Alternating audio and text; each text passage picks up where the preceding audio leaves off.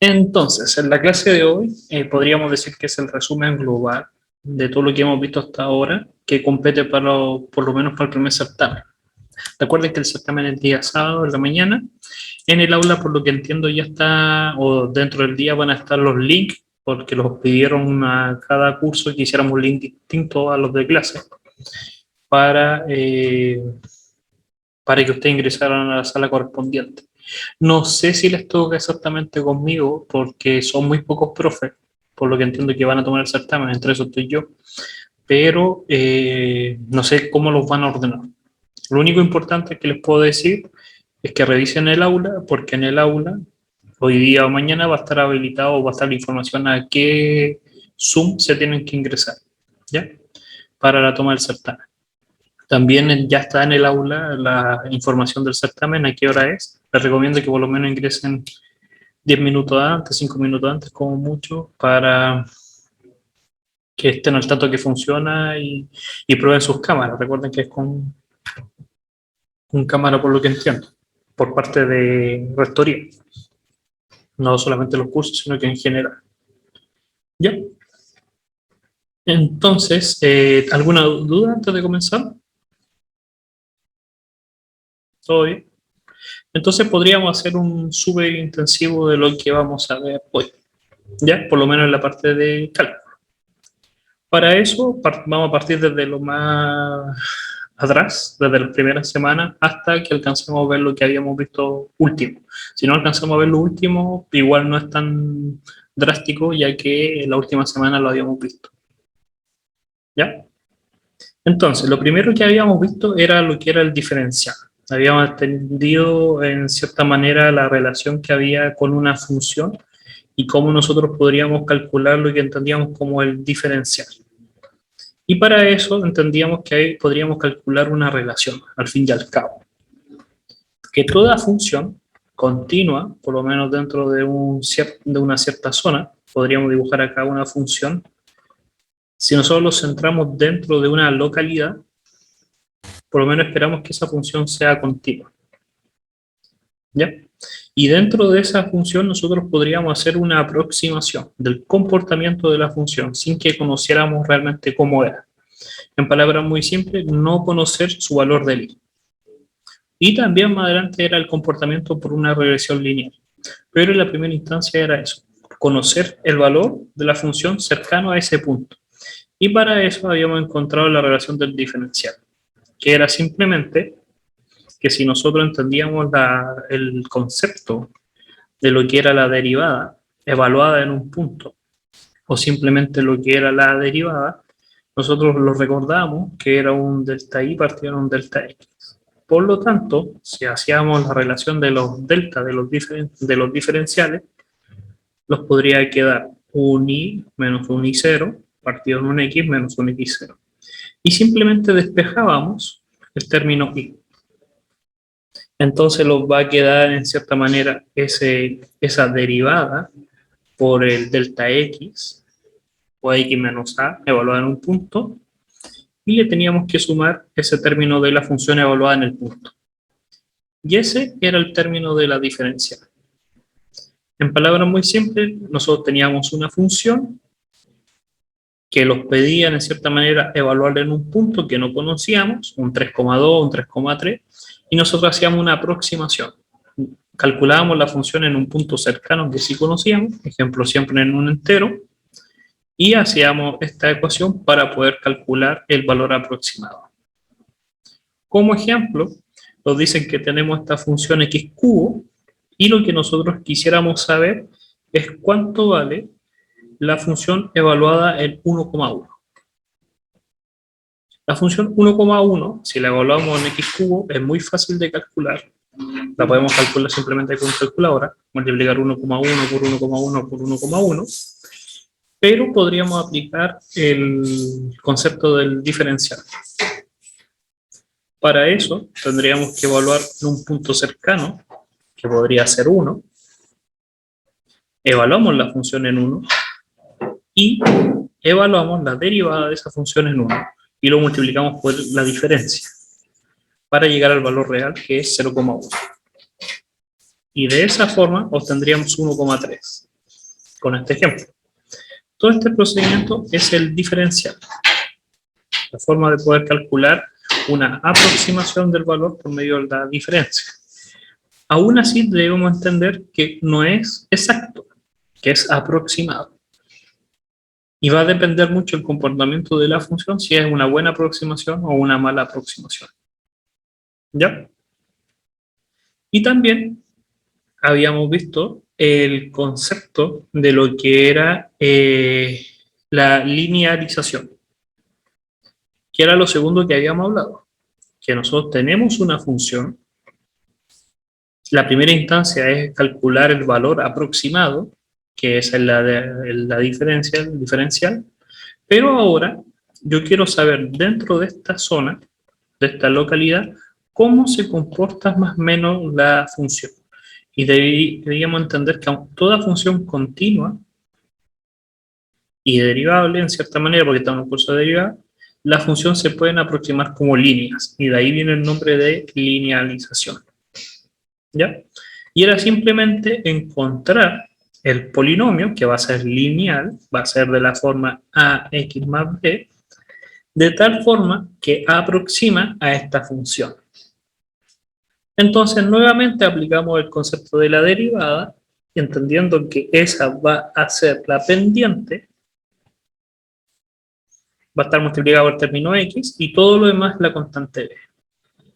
Y como ejemplo de esta linealización podríamos considerar la función tangente de x en el punto pi cuartos. Eso lo está diciendo que si tenemos la función tangente de x cercana al valor de pi cuarto, nosotros quisiéramos saber cómo es el comportamiento de esa función, cuál es la ecuación lineal. Entonces tendríamos que evaluar la función en pi cuartos, que nos da un 1, más la derivada evaluada en ese punto, que es 2, por los términos de x menos el punto que en cuestión, que sería x menos pi cuarto. Y esa sería la ecuación lineal. Es una ecuación lineal. Y es una aproximación de cómo es el comportamiento de la función. Fíjense que a esta altura, lo que estoy conversando, igual vamos a un ritmo bien rápido, yo lo que esperaría de igual manera es que por lo menos se den cuenta de esos detalles. Las cosas que estoy conversando me diría, oh, ¿por qué no lo vi? O ahora lo estoy entendiendo, es realmente porque han estudiado. Entonces, allá a esta altura, si volvemos hacia atrás, nos damos cuenta que no era tan difícil las primeras clases, y es súper normal, ya que vamos avanzando en la aplicación y en el procedimiento de los conceptos de diferencial en este caso. Entonces ya está más maduro y por eso se les puede hacer que sea tan fácil, pero en el día de las clases, cuando lo presentamos, tomamos toda una clase respecto a eso. Recuerden también que las clases son grabadas y las pueden ver ustedes cuando estimen conveniente y ya están desde la primera hasta la última para que puedan repasar. ¿Ya? Esta guía está subida en el aula por si acaso y hay mucha ejercitación que pueden hacer. No lo vamos a profundizar, ya que es para hacer un resumen general de lo que hemos visto. Más o menos para que se den cuenta qué les falta y qué no les falta estudiar. ¿Ya? También un ejemplo de nuevo de aproximación. Nuevamente para aproximar tendríamos que evaluar cercana a un valor, raíz cúbica de 27, en el caso del 27 porque es fácil, 3 por 3 por 3, más la derivada evaluada en 27 y la diferencia para llegar a 29, que sería un 2.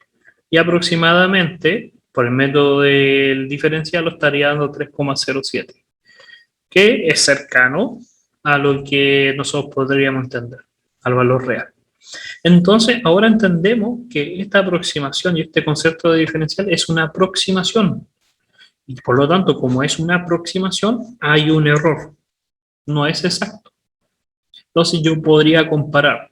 Y como ejemplo, acá nos dicen que tenemos un cubo, el cual mide una cierta cantidad en cada uno de los lados, pero cada vez que medimos hay un 1% de error. Eso quiere decir, como esto, que estamos aproximando. Que medimos nos da 3,07, pero realmente tiene otro valor.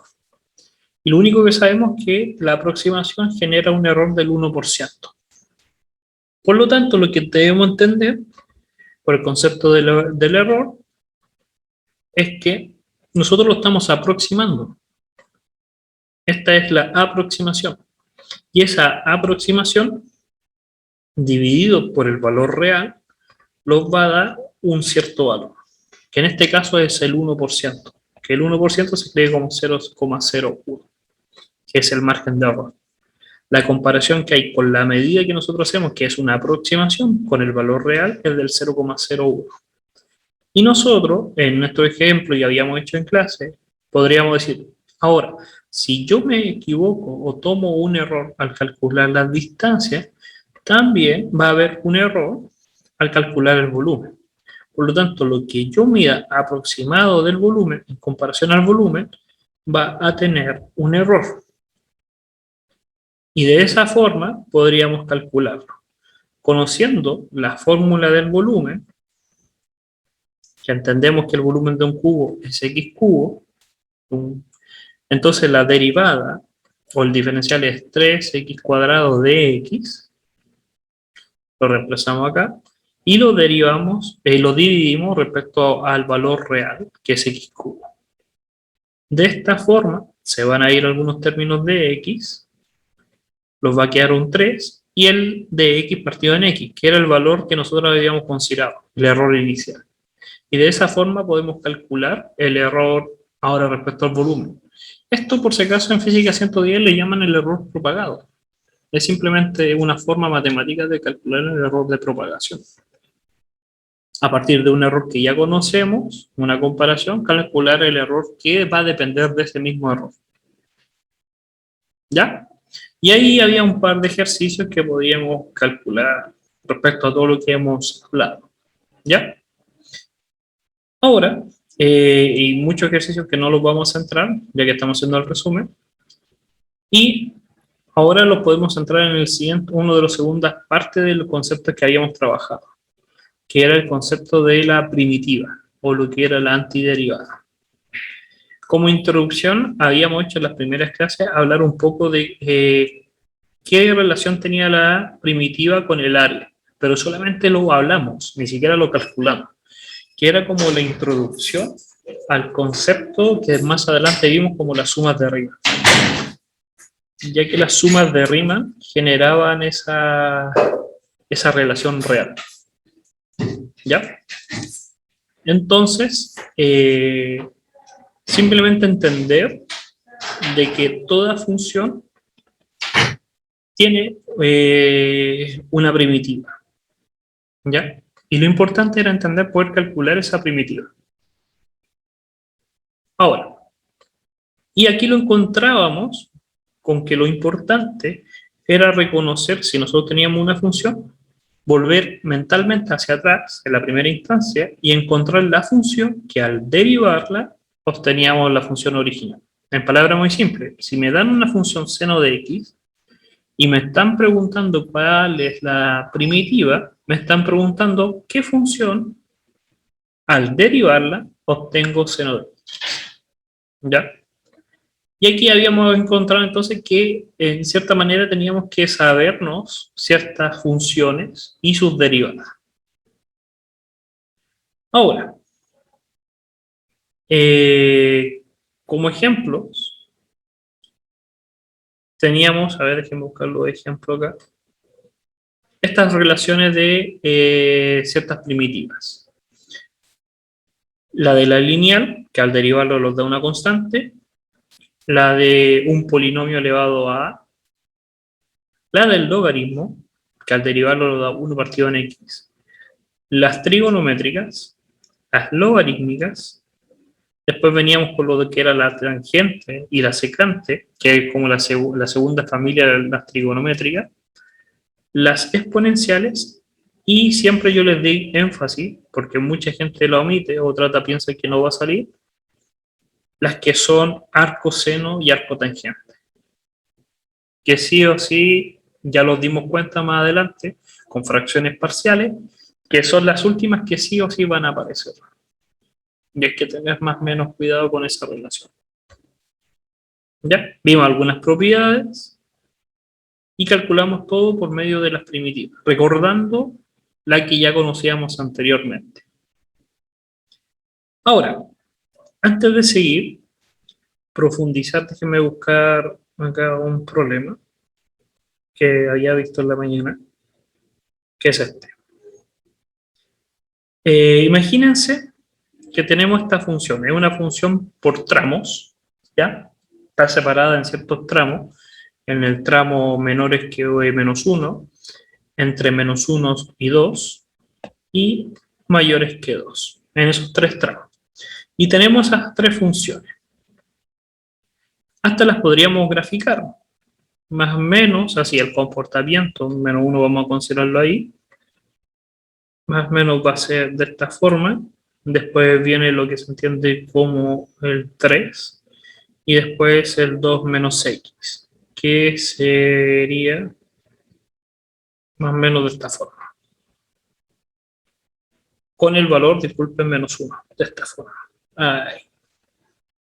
Ahora, esa función, si nosotros queremos calcular la antiderivada, teníamos que entender que cada uno de estos tramos es generada por una función que la podemos derivar.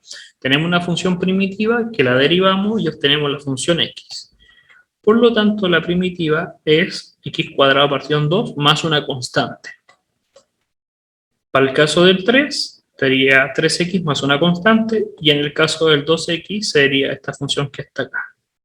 Pero cuando calculamos las primitivas, tenemos que entender que esas funciones tienen que ser derivables. Por lo tanto, las primitivas, si yo dibujo las primitivas, tienen que ser en los puntos de conexión, tienen que ser continuas. En palabras muy simples, esta función que está acá, la función 1 con la función 2, esas dos primitivas, tienen que ser continuas, incluyendo el punto donde se separan, que sería el menos 1. Por lo tanto, tengo que encontrar los valores de la constante para que sean continuas, tanto por la izquierda como por la derecha. A calcular el límite, y eso lo habían visto en más 0,21.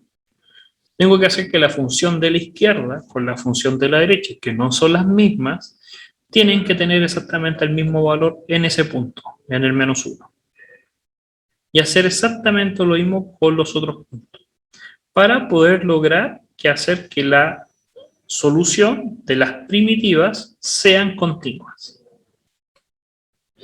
para que cumplan el principio. Acuérdense que las primitivas las tenemos que derivar para obtener las funciones iniciales. Y para que sean derivables, tienen que ser continuas. Si es una función por tramos.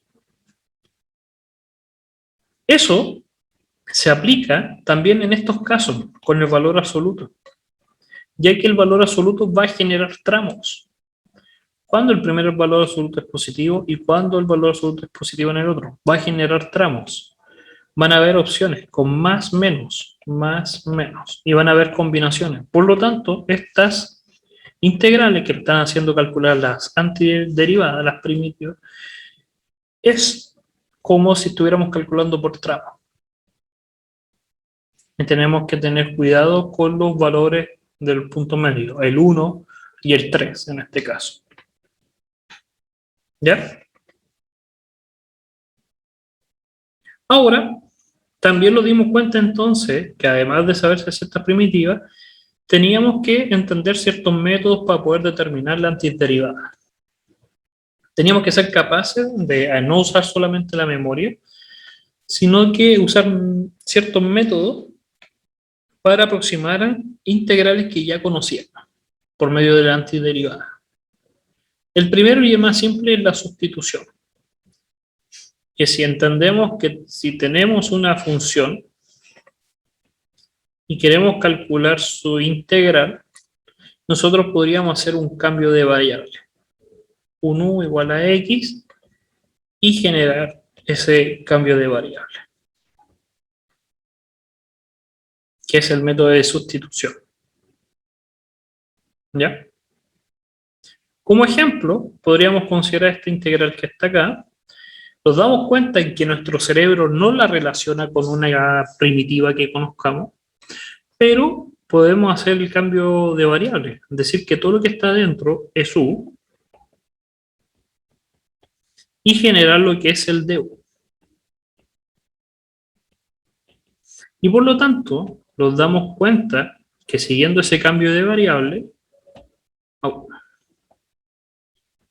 obtenemos una cierta aproximación a una función que ya conocemos. Haciendo ese cambio de variable, obtendríamos este. Ese tercio sale hacia afuera porque es constante y simplemente ahora sí reconocemos el integral de coseno de u, que por la primitiva es un seno. Entonces obtendríamos un tercio de seno de u más una constante y ahora tendríamos que volver a la variable original. Ya que la variable original era x y no u, volver a ese valor. Y esa sería la relación. Si nosotros calculamos la derivada de ese término, nos va a dar este término que está acá, por regla de la cadena, la derivada de una función dentro de otra función. Pero nuestro cerebro inicialmente no la reconocía. Entonces el primer paso era hacer el cambio de variable. Otra, y aquí hay un par de ejercicios que podrían hacer. Otra era la sustitución trigonométrica.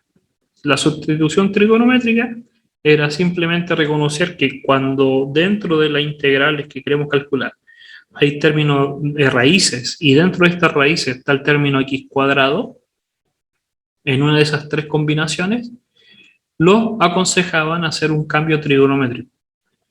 Hacer que ese x fuese de la forma seno, tangente o secante, pero todo estaba relacionado por la identidad, para poder despejar el término de la raíz. Hacer desaparecer con ese cambio de variable ese término de la raíz. ¿Ya? Y aquí habían un par de ejemplos. Podemos visualizar que está esta raíz, que lo está molestando visualmente para entender la primitiva. Nos damos cuenta que como está por la parte de la tabla como la forma menos x cuadrado, los recomiendan hacer un cambio de variable seno. Entonces, si hacemos el cambio de variable en x igual a seno, con el mismo factor, nos quedaría raíz de 9 menos 9 seno cuadrado de x. El 9 sale hacia afuera como un 3, por eso hay un 3 acá. Y nos quedaría raíz de 1 menos seno cuadrado, que eso es un coseno, simplemente un coseno. Y abajo, el x cuadrado sería 9 seno cuadrado. Y el dx, el término del dx, sería la derivada de x, que sería 3 coseno de teta de teta. Simplificar algunos términos, nos va a quedar una cotangente al cuadrado y tendremos que sabernos la primitiva de la cotangente. Pero se puede lograr. Después que calculamos la primitiva, tenemos que volver a la variable original. Como nosotros habíamos dicho que x es igual a 3 seno de x, podríamos despejar seno de x y calcular con la misma regla la cotangente para obtener la primitiva con la variable original. Yo les recomiendo que estas son las que más practiquen, porque lo más probable, estoy hablando en general, el 80% de estudiantes es la que menos hacen. Siempre le tienen miedo a las trigonométricas y pueden entrar. ¿Ya? Después vimos integración por parte. Entender que dentro del cálculo que queremos hacer está compuesto por multiplicaciones de funciones. Y nosotros podríamos entonces separar esas variables para hacer las integraciones por separado o por parte. Pero lo importante era definir cuál era la función derivada y cuál es la que hay que derivar. Y habíamos hecho toda una clase extensa de buscar todas esas propiedades. No me voy a centrar tanto en esta parte porque sí hay un video completo donde tratamos de perfeccionar el método y ver dónde aplicar y cómo aplicar con los diferentes tipos de funciones. Pero en simple medida era llegar a esta relación. Con la memotecnia, no sé, un día vi una vaca menos flaca o un día vi un soldado vestido de uniforme. Pero era la idea, que siempre que tengamos dentro de una integral, no necesariamente tenemos que visualizarlo, pero podemos ver que es dos términos. Y podríamos coger que uno de esos términos sea una función ya derivada y la otra por derivar. Y por medio de eso, obtener ciertos cambios de variables para obtener la integración mucho más fácil. Integración por parte es bien útil porque toda función se puede escribir de esa forma. Hasta los casos anteriores, menos los trigonométricos, pero en el cambio de variables, hasta lo puede resolver uno por parte. Pero vamos aumentando la complejidad, entonces gasta tiempo. Y por eso, si simplemente podemos hacer un cambio de variable, primero el cambio de variable, pero si aún así no lo sale, tendríamos que usar el por parte. ¿Ya? Y aquí hay un par de ejemplos que están solucionados, en el cual podemos aplicar esa idea. ¿Ya? Profe, disculpe, tengo una Sí. consulta de eso. ¿Qué pasa cuando hay tres funciones en lugar de dos? Es ¿Qué puede ser? que Ajá. ahí van a tener que juntar dos en una. Ejemplo, puede ser que tú veas x, raíz de x, logaritmo de x. Y tú dices, mira, son tres funciones. Realmente no son tres porque estos dos se pueden juntar en una sola. Tienen la misma base. Uno está elevado a 1 y uno está elevado a un medio. Entonces puedes juntar las dos y dejar una sola. Entonces Ya, vuelve a estar con dos. Entonces siempre se puede hacer eso. Y por último, si no lo visualizan, así como juntar los términos en uno solo, dejarlo así tal como está y tomarlo esto como un todo y este como el otro término. Y hacer la integración por parte. Y después tomar el término que los queda la integral y volver a hacer integración por parte. Pero los ejercicios están hechos para que es que toda función sí o sí tiene relación, porque hay ciertas categorías, o son polinomios, o son trigonométricas, o son exponenciales y logarítmicas. No hay más en este curso. No hay otro tipo de función. Por lo tanto, o las vas a tener separadas, y si aún así tuvieras una de cada uno, un polinomio, una exponencial y una trigonométrica, y quisiéramos calcular la integral, yo lo que haría sería tomar este término primero y después hacer este como otra variable, hacer que esto fuese el u o esto fuese el du. También hay gente que diría, pero podría tomar este término, porque la exponencial al fin y al cabo no afecta tanto la derivada ni la integral. Pero se pueden juntar los términos. Solamente hay que pensar y un poco en la práctica, pero se puede. Pero no habitualmente en este curso no tiene mucho sentido. ¿Ya? Y eso lo vamos a dejar como ya para mate 4. gracias, profe. Ahora, entonces ya hay algunos ejercicios que pueden hacer, hay unos resueltos. Y por último estaba el método de fracciones parciales, en el cual la idea principal era la integración de polinomios que estaban con fracciones. Un P partido en Q, donde P y Q son polinomios de ciertos grados. Pero habían diferentes como combinaciones, ¿ya? Y la habíamos visto todas. ¿Qué pasaba si el numerador era de mayor grado que el denominador? Si el numerador era de menor grado, si eran iguales, y sin fin de propiedades. ¿Qué pasaba con el denominador sobre todo? Si eran lineales el denominador del polinomio, o si eran cuadráticos, o si se repetía. Ya habíamos visto todos esos tipos de propiedades de fracciones parciales. Tampoco voy a abordar tanto porque en este sí le dimos hartas clases, dos clases completas, a lo que era este tipo de fracciones parciales. Y si se dan cuenta, es el fuerte. Por eso le di más énfasis a esto, igual que por parte, integración por parte y fracciones parciales. Son los métodos que son los finales, pero realmente son los que más van a aportar dentro del curso. ¿Ya? Y entonces podríamos resolver cualquier integral de la forma de una fracción por medio de una parcelación de esa misma fracción, separarla en fracciones más pequeñas, en las cuales cuando resolvemos esas integrales los podemos dar cuenta que son simples, no son tan difíciles, logarítmicas o arcotangentes o tangentes o polinomios, simplemente. Pero eso ya era fracciones parciales.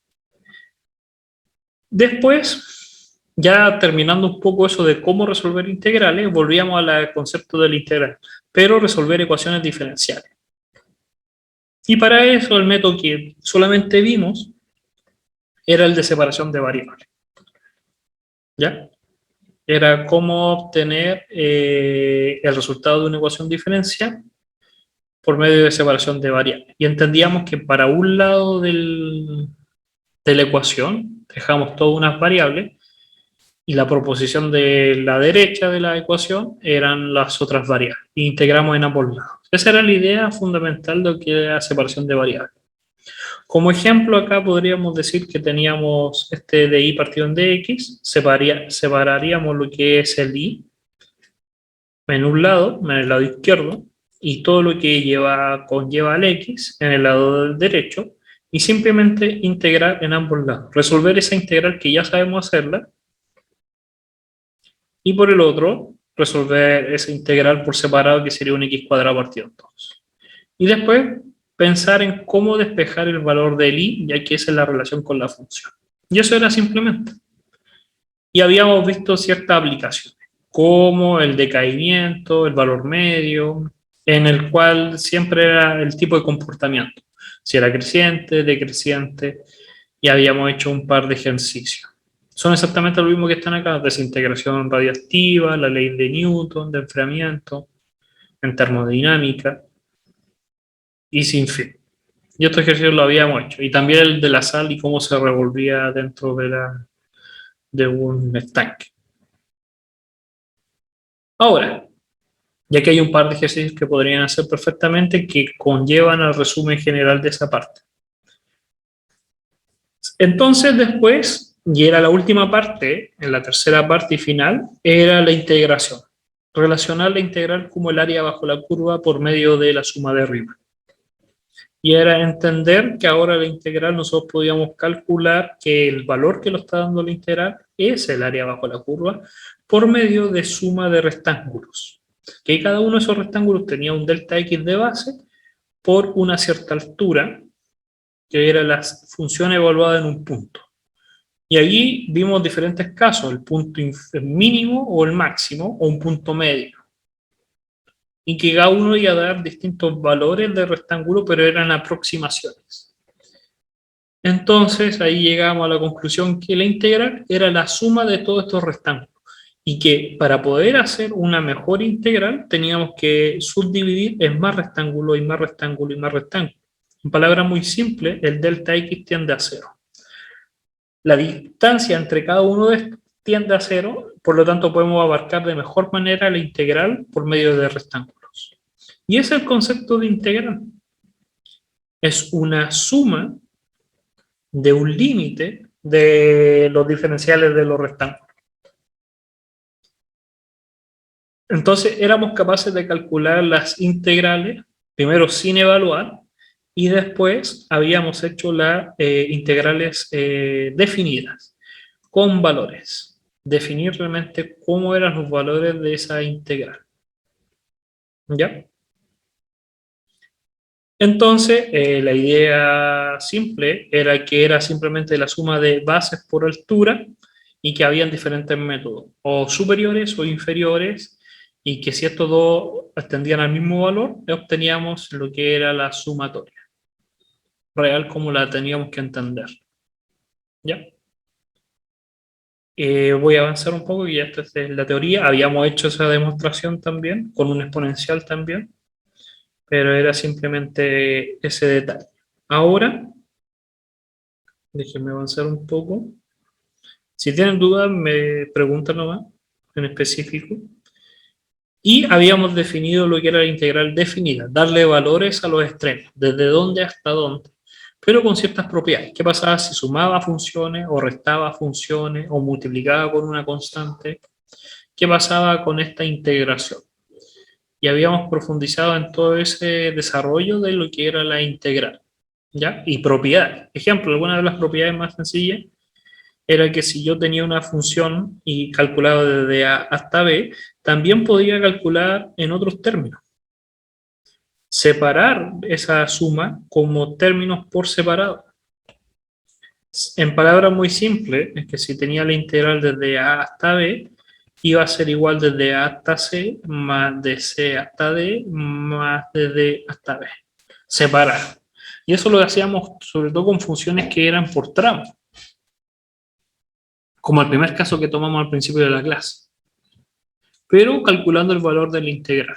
Y también vimos como simetrías que tenían estos tipos de funciones.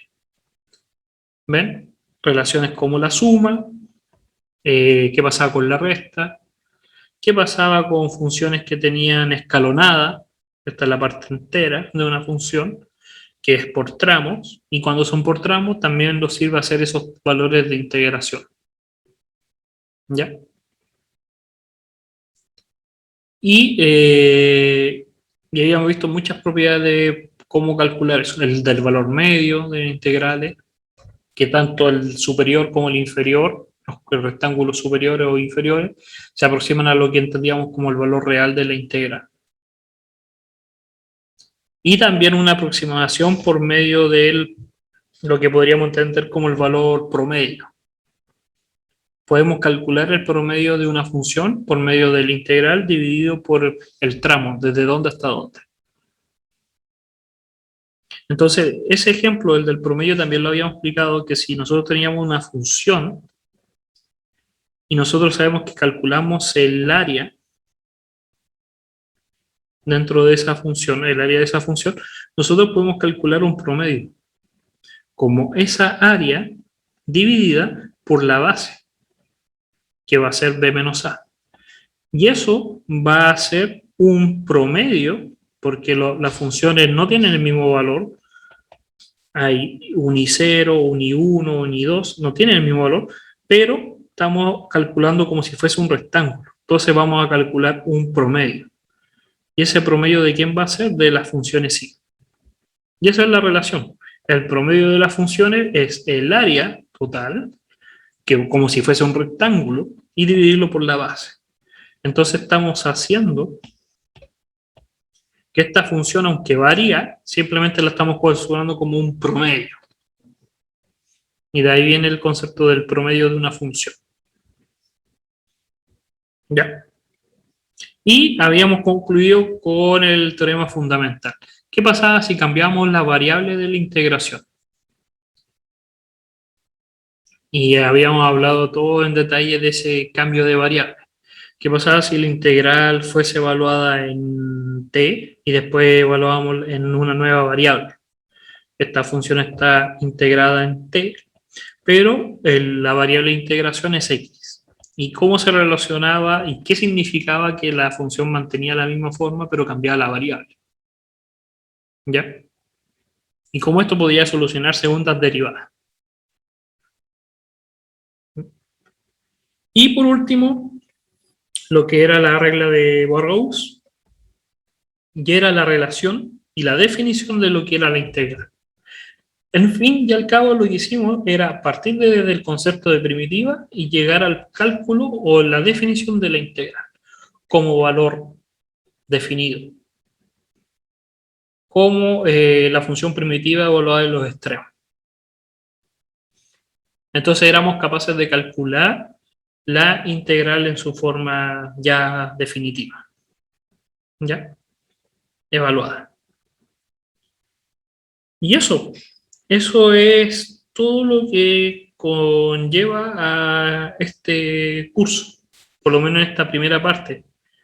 Fíjense que por lo menos hasta acá vamos, realmente después viene el ejercicio, habíamos hablado de ciertas propiedades de simetría. Ah, no, y falta algo más, me falta la última clase, tranquilo. Habíamos definido de nuevo sustitución de variables para poder evaluarlo, pero siempre recordando que iban a ser evaluadas las funciones. Y por último, y en esta parte menos mal que me acuerdo si no se me iba a olvidar, era calcular el área bajo la curva, pero con diferentes funciones. La aplicación de ese concepto de cálculo de área de la curva, pero con diferentes tipos de funciones, con más de una. Y con el ejemplo, acá estos que están acá. Imagínense que tenemos esta función que se ve muy mala, que está pixelada, y nos dicen que calculemos el área bajo la curva. Entonces, nosotros entendemos que primero tenemos que definir los extremos del valor de la integración. ¿De dónde hasta dónde? Desde el punto A, llamémosle, hasta el punto B. Y que van a haber dos funciones. Vamos a decir que la superior es una f1 menos la f2. Y estamos barriendo desde A hasta B, pero en el eje X de X. Y ahora simplemente calcular esa función. La pregunta sería, ¿cuánto vale A y cuánto vale B? Y para encontrar A y B tendríamos que relacionar F1 igual a F2, que son los puntos de intersección, donde se intersecta F1 y F2. Y lo podemos calcular de esa forma. Entonces aquí los dicen el ejemplo. Fíjense que los dicen que una función es de la forma 10x menos x cuadrado, que es una parábola hacia abajo, que es la F1, y una lineal que es la 3x menos 8, que es la F2. Entonces, lo primero que hay que hacer es igualar los términos para poder encontrar los valores. Entonces igualamos los términos, una función cuadrática tiene dos raíces, tenemos que calcularla por medio del discriminante, por eso en Mate 1 vimos cómo resolver ecuaciones cuadráticas, y encontramos los valores. Entonces los puntos A y B es el 8 y el menos 1. Entonces la integral que tenemos que calcular es desde menos 1 hasta 8, desde el negativo hasta el positivo, y sería la función superior, que es la cuadrática, menos la lineal. Y ese sería ya el valor. Y podemos poner valor absoluto para asegurarnos que va a haber un tramo, por acá por si acaso, va a haber un tramo que aquí van a cambiar los signos de una de las funciones o de las dos funciones. Por lo tanto, como queremos el área real, así el área total, como positiva. Y simplemente resolvemos esa integral. Resolvemos el signo del negativo, sería 10x menos x cuadrado menos 3x más 8, me va a quedar ahí, y resuelvo la integral como ya la conocemos. Es un polinomio, entonces no es complicado y la evaluamos. Y el resultado sería 243 dividido en 2, que es el número, simplemente es el valor que tiene esa integral, esa área bajo la curva, encerrada en esas dos curvas. Pero me quiero centrar en este, porque lo más probable, si ya lo han visto, puede ser que alguien me quiera preguntar qué pasa en este caso. Porque fíjense que tenemos acá el A, acá tenemos hasta B, pero no son los mismos tramos. Fíjense que acá tenemos a la misma función restándose con sí mismo, f1 menos f1, porque por arriba o por abajo, realmente no puede pasar eso, porque las funciones no pueden ser, no, tienen que ser biyectiva o inyectiva. Eso quiere decir que un valor de x no puede tener dos valores de y, no es una función, tenemos que separarla. Y después tenemos este tramo que está acá. Entonces tendríamos que buscar también este valor. Pero esto se soluciona. Podemos hacerlo también. Va a haber un poco de complejidad, pero se podría hacer. Vamos a ponerle valores. Vamos a decir que esto es A, que es 0, se ve. Tendríamos que encontrar este que es B. B. Y este que es C, que realmente es 4. Entonces la integral tendría que ser desde A hasta B, tendríamos que encontrar el valor de B, de esta función que vamos a decir, acá lo tienen que dar la función, que es esta, raíz de x, ¿ya? Pero el doble, porque es simétrica, dos veces, porque se repite dos veces, por la parte superior y por la parte inferior, más la integral de d hasta 4, o hasta c, y aquí va a ser raíz de x menos la función lineal. Y la función lineal sería 3x menos 10. Y ahí podría calcular la integral. Otra forma que aquí sugieren es que no vean el eje X y en palabras muy simples giren su cabeza. O giren el dibujo, no lo puedo hacer yo. O no sé, a ver, veamos si lo puedo hacer. Copiar, pegar. Sí, sí puedo. lo que dice es que roten esto. Miren, qué fantástico. Entonces, voy a cambiar mi eje, ahora lo roteé, porque es mucho más fácil, porque va desde acá hasta acá, desde A hasta B. Entonces yo integro desde A hasta B, pero no estoy integrando el f de x, estoy integrando los x. Fíjense en esta diferencia, por eso, y tomen atención acá. Este ya está separado. X es igual a y cuadrado, que sería esta que va acá abajo. Esta sería x es igual a y cuadrado. Estoy separando, ahora quiero separar x, porque mi eje x es este. Es como la variable dependiente, pero realmente sabemos que el x no es lo dependiente, pero como giré el eje, ahora estoy diciendo que él es la que depende de y. Y la superior tendría que despejar el x, que si despejo el x, me quedaría un y más 10 partido en 3. Entonces me quedaría la primera función, que es la superior, que sería y más 10 partido en 3, menos y cuadrado. Y en di, porque acá abajo son diferenciales en y, no en x. Por eso, fíjense acá, hace esa integración. Desde este valor, que lo calcula, vamos a suponer que es menos 5 tercios hasta 2, pero toma los valores que habíamos dicho, que están ahí. Pero todo respecto al de y. ¿Y por qué lo hacen? Porque simplemente quieren resolver una integral. Pero también lo podríamos hacer del método que ya habíamos hablado anteriormente. Mucha complejidad tampoco está. Pero la moraleja de este ejemplo es que podemos calcular el área de cualquier figura como de x, como suma los diferenciales de x, o podemos calcularlo como los diferenciales en de y, que van a dar los mismos rectángulos. O estamos haciendo, que es lo que entendemos como integración por capa o por columna. O estamos integrando haciendo rectángulos, o estamos integrando haciendo de esta forma, como unas capitas. ¿Sí? Nicolás. No escucho por si acaso. Ah, ya, se le puede haber quedado el micrófono abierto.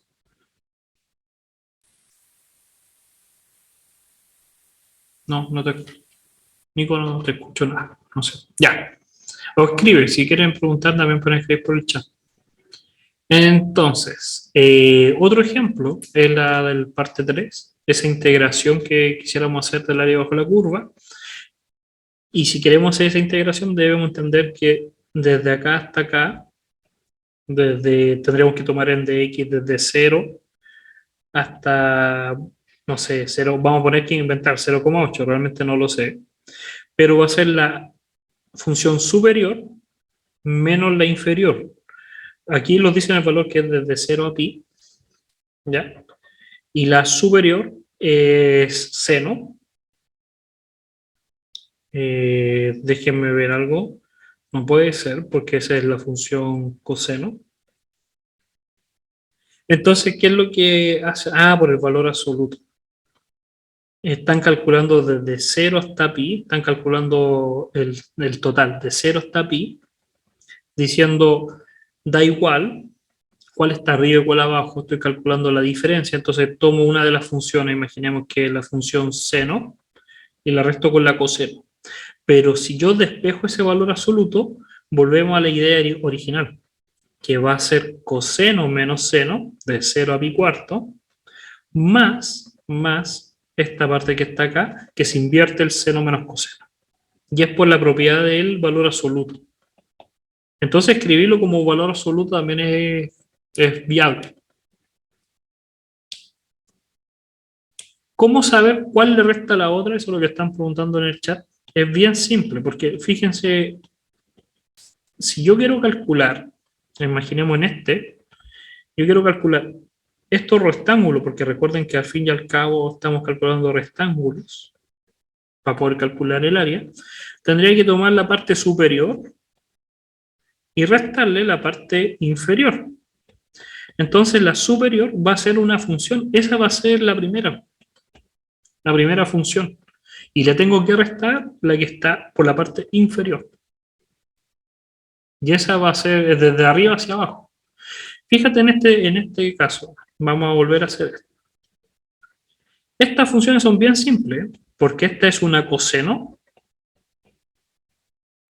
y esta es una función seno. Solamente porque sé que coseno de 0 es 1 y seno de 0 es 0. Entonces, si quiero calcular la de este triangulito, va a ser la integral desde 0 a pi cuarto, porque las dos tienen exactamente el mismo valor en pi cuarto, por eso podemos saber que esto es pi cuarto, y va a ser la superior, que es coseno, menos 0. En dx, porque estoy en el eje de los diferenciales en el eje x, no en el y, no invertí la función.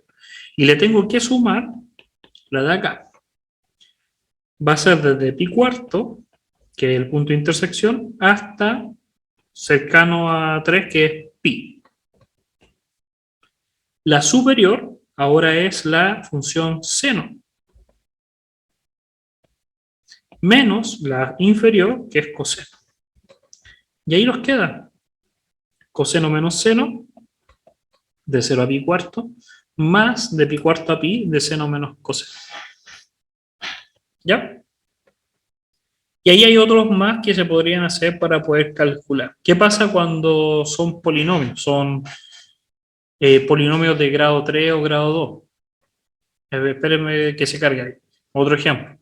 Cuando son polinomios, porque esta es una función polinómica, hay que factorizar para saber cuáles son, dónde parten cero y dónde cambia de signo.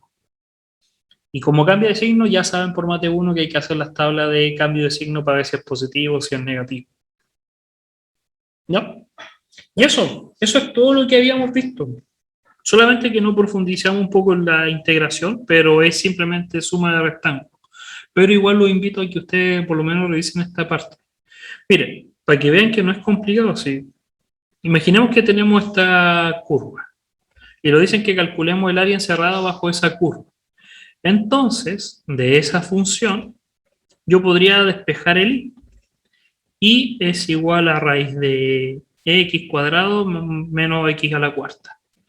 Factor común me queda un valor absoluto de x, porque está dentro de una raíz y al cuadrado, o sea, se afuera como valor absoluto, me quedaría 1 menos x cuadrado. Entonces, fíjense que tiene el comportamiento de un cubo. Más o menos va a ser de esa forma, pero tiene un x. En palabras muy simples, ¿cuándo se hace cero? ¿Cuándo se hace cero este y?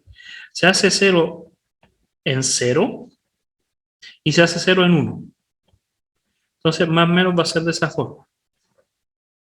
Pero, como tiene el valor absoluto, también está su contraparte negativa. Y como tiene el valor absoluto y está al cuadrado, también puede ser hacia el otro lado. Entonces, esa es la función. Lo importante es saber dibujar funciones, pero eso es mate 1, ¿no? Eso por si acaso no lo vamos a ver en este curso. Entonces me dice que calcule el área bajo esa, encerrada en esa curva. Ahora, por simetría, porque ya vimos que era un valor absoluto y había un término al cuadrado, esta área total es lo mismo que 4 veces un pedazo, eso. El área total es igual a 4 veces esa área que está marcada acá. Entonces simplemente tendría que calcular desde 0 a 1 dx por 1 menos x cuadrado en dx, 4 veces. Y esa es la integral. Aquí lo hacen de otra forma, pero fíjense que llega exactamente lo mismo. Y calculo esa integral. Y esa integral ya la sabemos hacer, por si acaso. Un polinomio, podríamos juntar los términos, despejar un cambio de variable, hasta con cambio de variable. U es igual a 1 menos x cuadrado. Entonces mi du es igual a menos 2x de x. Entonces podría hacer el cambio de variable. Y sabemos hacer el cambio de variable más encima con integrales definidas. Ahí le dejo a ustedes la tarea de definir los valores. Entonces me va a quedar menos un medio, porque ese 2 tengo que pasarlo hacia el otro lado, raíz de u en du. Y ahí resuelvo la integral. Positivo o negativo igual por si acaso, pero ahí me van a salir los valores para que me quede positivo. Depende todo del cambio de variables. Pero ahí se puede resolver. Entonces, por lo menos repasen esa parte, pero no es complicado, era simplemente sumar rectángulos. Fijarse cuál es la superior y cuál es la inferior. Recuerden que esta clase es grabada y ustedes la pueden ver después cuando estimen conveniente. Y mañana tendríamos el resumen de lo que es la parte de complemento. ¿Ya? Recuerden estar revisando el aula y que tienen que ingresar al link que sale en el aula para el día del certamen. ¿Ya? No sé si entre hoy día o mañana lo van a habilitar por parte de coordinación, que es otro link, ya no es el habitual de clase. Entonces, sin más, lo dejamos hasta acá. Cuídense, que les vaya muy bien y lo estaríamos viendo ya mañana para el tema. ¿Ya? Chao, chao. Ya. Nos Ya, vemos, profe. profe. Que esté bien. Profe.